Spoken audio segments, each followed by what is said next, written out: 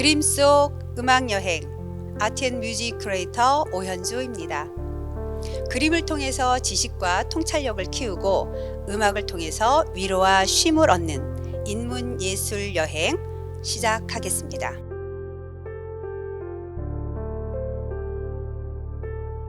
나이 들어간다는 것은 누구나 겪는 자연스러운 현상입니다. 하지만 이 자연스러운 현상에 대해서 편안한 마음으로 받아들이는 사람들이 얼마나 있을까요? 우리는 안티에이징 시대에 살고 있습니다. 우리말로 바꾸면 노화방지.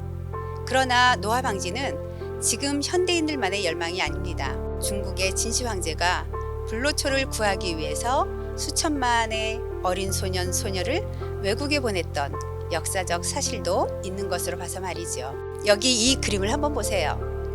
분명히 사람 얼굴인데 뭔가 많은 장식물들이 있습니다. 이 그림은 16세기에 이탈리아에서 활동했던 르네상스 시대의 화가 주세페 아르침볼도입니다.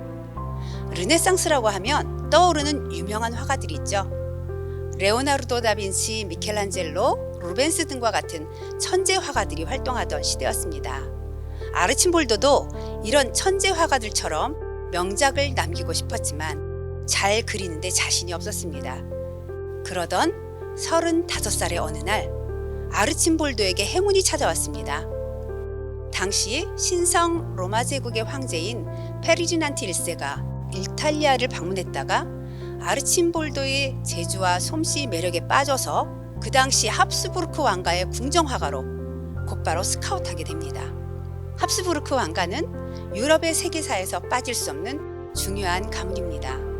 왜냐하면 거의 600여 년 동안을 유럽 최대의 왕실 가문으로 유지시켰기 때문입니다. 어떻게 해서 유럽 최대의 가문을 유지했을까요? 처음엔 스위스 인근의 작은 땅을 소유한 소형주 집안이었는데 유럽 최강의 가문으로 만들기 위해서 유럽의 왕들과 결혼을 하고 친척 관계를 맺어서 영향력을 키워나가게 됩니다. 그러는 과정에서 근친혼이 이루어졌고 그 때문에 유전병이 생겨서 선천적인 기형이나 주걱턱이 발달했던 왕가로 유명합니다. 이 가문 중에서 유명한 인물이 바로 프랑스 왕 루이 16세와 결혼한 마리 앙뚜아네트입니다. 어쨌든 그런 대단한 합스부르크 왕가 가문의 궁정 화가가 됐으니까 아르침볼도의 인생은 대박 성공한 거죠. 아르침볼도는 페르디난트 1세 이후에도 막시밀리안 2세, 루돌프 2세까지 20년 동안 왕을 모셨고 그의 공이 인정되어서 백작 자규까지 받게 됩니다. 이 그림의 주인공은 페르디난트 1세의 뒤를 이은 막시밀리안 2세인데요. 이 그림이 공개됐을 때 당시 곁에 있던 다른 신하들은 어찌 황제에게 이런 불경한 그림을 전달하느냐 하며 분노했지만 막시밀리안 2세는 오히려 배를 잡고 웃었다고 합니다. 황제에게 웃음을 주었던 이 그림 덕분에 두 사람이 유명해졌습니다. 한 사람은 막시밀리안 2세인데요. 그는 왕으로서 이렇다 할 업적을 남기지 못해서 역사에 묻히고 말 그저 그렇고 그런 존재에 불과했지만 아르침볼도의 그림 덕분에 오늘날까지 조명받고 있습니다. 또 한 사람은 아르침볼도입니다. 그 또한 이탈리아의 많은 천재 화가들 사이에서 이름도 없이 묻혀서 사라질 뻔했지만 독창적이고 상상력이 풍부한 이 그림 덕분에 황제에게 사랑받고 현대인들에게도 재조명되는 화가가 됐습니다. 아르침볼도는 황제에게 2세트의 그림 8개를 선물합니다.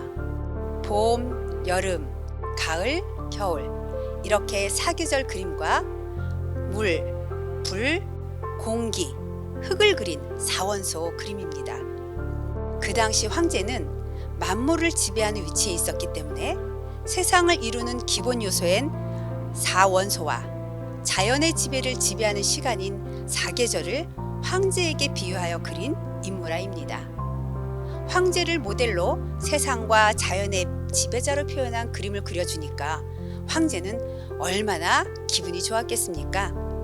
사계절을 연작으로 그린 이 그림은 모두 각 계절에 어울리는 식물과 과일로 그려졌고 시간의 흐름에 따라 변하는 인간의 모습을 계절과 연관지어 표현했습니다. 봄은 꽃으로 이루어진 소년을, 여름은 온갖 과일과 채소로 된 젊은이를 표현했습니다. 그리고 가을은 익은 과일과 곡식으로 중년의 남자를, 겨울은 거친 나무로 노인을 표현했습니다. 여러분의 인생은 지금 어느 계절인가요? 또 어느 계절의 그림이 좋으신가요? 아마도 대부분이 봄, 여름, 가을을 택하지 않을까 생각합니다.